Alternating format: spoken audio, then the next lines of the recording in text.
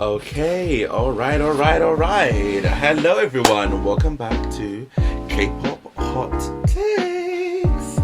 So glad you could join me. I'm really loving everyone tuning in for this channel. I love seeing your comments, I love seeing your engagement. I really appreciate it. Please come through and let's discuss. So the topic I wanted to talk to you all about today, as I referenced in my first video, was leaders in K-pop. Which will be part of possibly, positions in K-pop groups as a series. I don't know. It's a work in progress. So you may have heard the term, if you've ever jumped into K-pop or if you're in K-pop, and if not, I hope you understand a little bit more after this, or if you're new as well. And although we do have a lead star, or a lead singer in the West, in bands especially, in Korea or in K-pop, leaders they take on more of a literal sense. And I'll explain why. Okay, so what are leaders? Leaders are the equivalent of the spokesperson or a supervisor in a K-pop group. The main duties are usually at acceptance speeches. They're the ones that will speak on behalf of the group. They lead group intro. So every group in K-pop has a greeting that they do before they speak.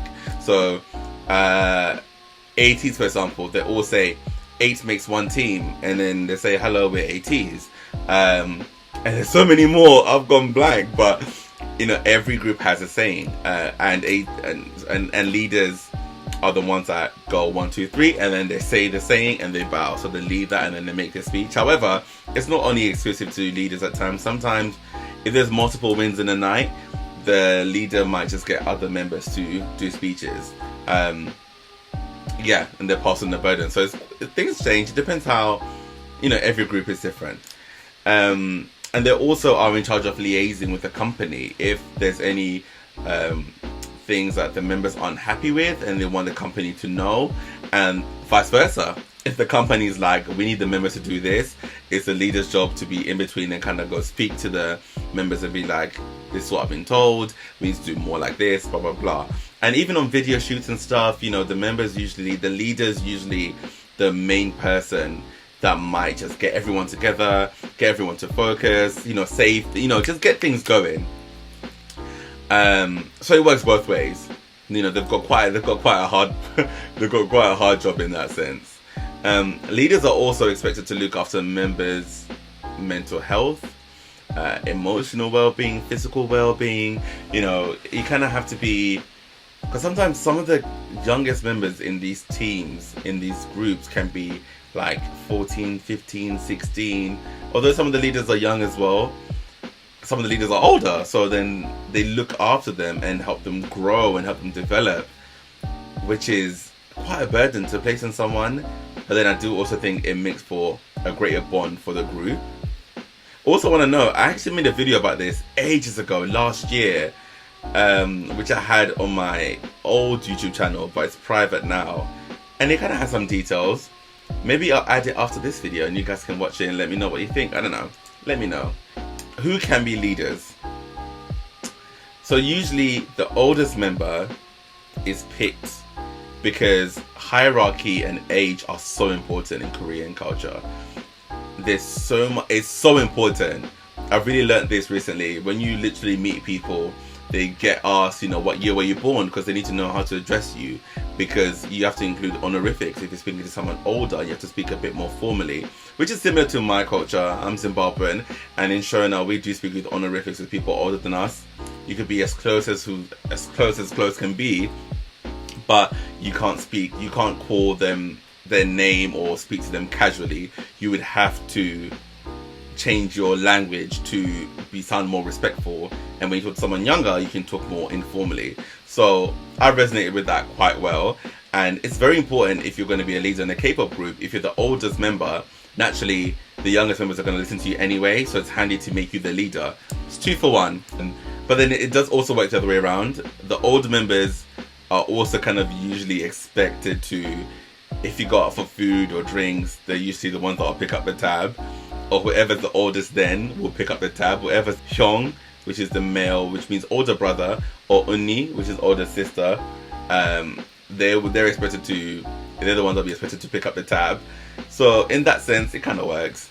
But the younger ones definitely have it hard. Another way they determine leaders as well is if someone's been training at an entertainment company for maybe 4 years, and then they are the first person picked for the group, and then everyone else in the group came to the company afterwards, then technically they're the most senior person in the group. They might not be the oldest, but it will make sense for them to be picked. Similar to Sola from Mamamoo, but I'll speak to her a little bit more later on. And to my knowledge, leaders are paid the same as the other members. To my knowledge, I've googled this, but I don't know, things will change, but sometimes they don't really disclose money things when it comes to the K-pop industry. We don't know anything, so I don't know, that could be true, could not be. I would say they should get paid a little bit more, because it's a burden. Some of these leaders are leaders of a group with like 12 people or 13 or or even 9. That's a lot if you've never had siblings before and you kind of have this burden to just now look after everyone. Are you crazy? So yeah, I think they should get paid more for that, but that's just me. Okay, so some of the challenges that I've seen leaders talk about, as you can see in this clip, you have RM for BTS and Suho from EXO discussing the difficulties of being a leader. And I really appreciate that, because you really get to see such an honest insight about what the realities are. Because some of them, like RM, he's basically the middle child in a sense, because he's the fourth. Yeah, he's a middle child. Oh my god, I didn't even notice that until just now. Yeah, so for RM, he's the middle child. So imagine having being the leader, and you are giving directions to 3 members older than you. That's not gonna run. Like, he's done such a great job as a leader, because he's managed to really keep the group going and moving and kept them as a unit, although he's in the middle. That's a particular challenge which he does mention.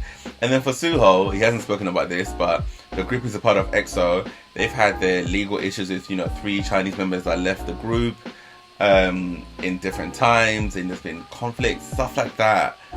Must not have been easy to deal with as a leader, and to keep the other guys motivated as well.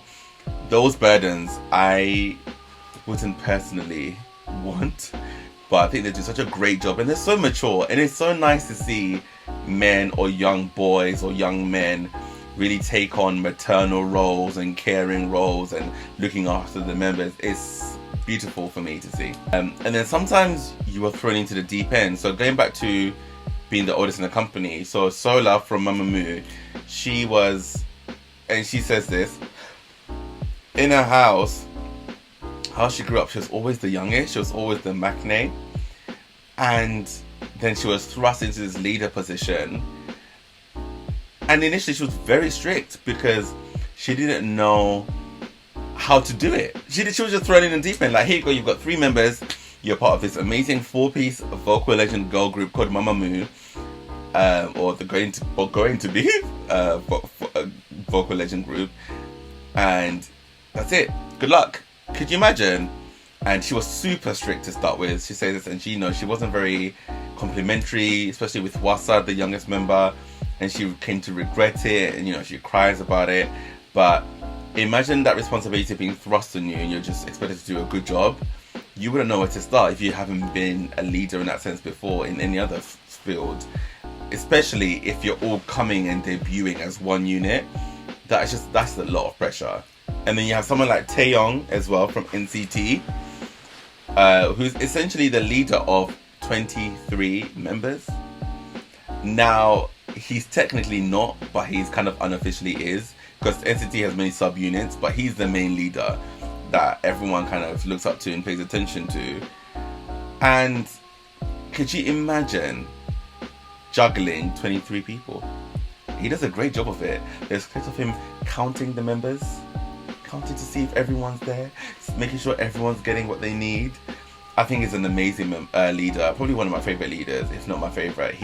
When I watch his leader videos, it really warmed my heart because he does such a great job and he's so caring as well. And also there's times when he leads the choreography because he's one of the main dancers. So he's at the front or he's facing the mirror, counting and looking at everyone, making sure everyone's getting it right. Because overall it's, you know, it's his responsibility in a sense. They put it in his hands to be like, make sure, because if anything goes wrong, they're coming to you. So he makes sure everything is set and everything's ready. And he's not the oldest member in NCT. I think there's like 3 others older than him. Yeah, off the top of my head. I'm not going to remember 23 people's age order. But so there's a lot underneath, but he's got somewhat above him. But everyone seems to really appreciate and follow his leadership and take him seriously. And then you have someone like Irene from Red Velvet, who's a little bit more laid back and demure. I've not looked into Red Velvet that much, so I'd love it if some Red Velvet fans told me if I'm wrong or not. But Irene is quite chill. She's quite shy, introverted when she's on stage anyway, in interviews and stuff. But then she has some moments when she's super organized. I remember seeing her clip of her taking the members' passports to make sure everything's in order. Very organized, quite an Aries, very Aries of her. Yeah, so those are the challenges, and I think that's such a unique concept to have.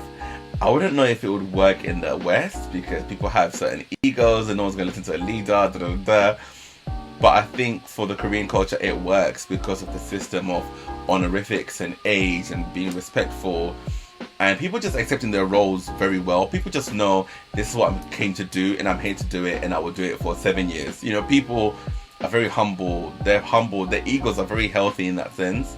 They might have internal conflicts, I'm sure they do, but we would never know. On the front, they do it well and it lasts for years. And I think that's a success to me. Now, does every group have a leader? No. One of the biggest groups in the world right now, Blackpink, do not have a leader.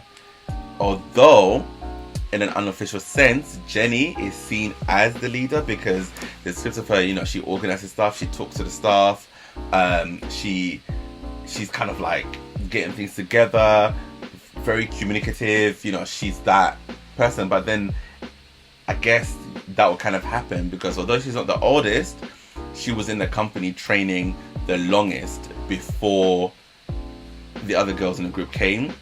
So she knew the ropes. So then they all then kind of followed her.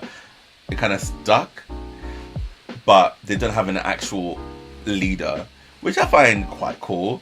And as I'm starting to see, as time goes on, there's now a change in how K-pop companies look at positions, because they have like main dancer, main vocalist, leader, main rapper.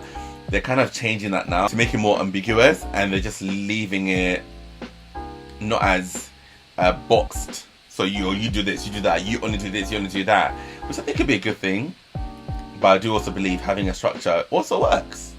I think it also benefits and keeps the oils turning when people know what the roles are, and it kind of keeps them humble and lets them know that this is what you are, this is what you do, and we appreciate what you do.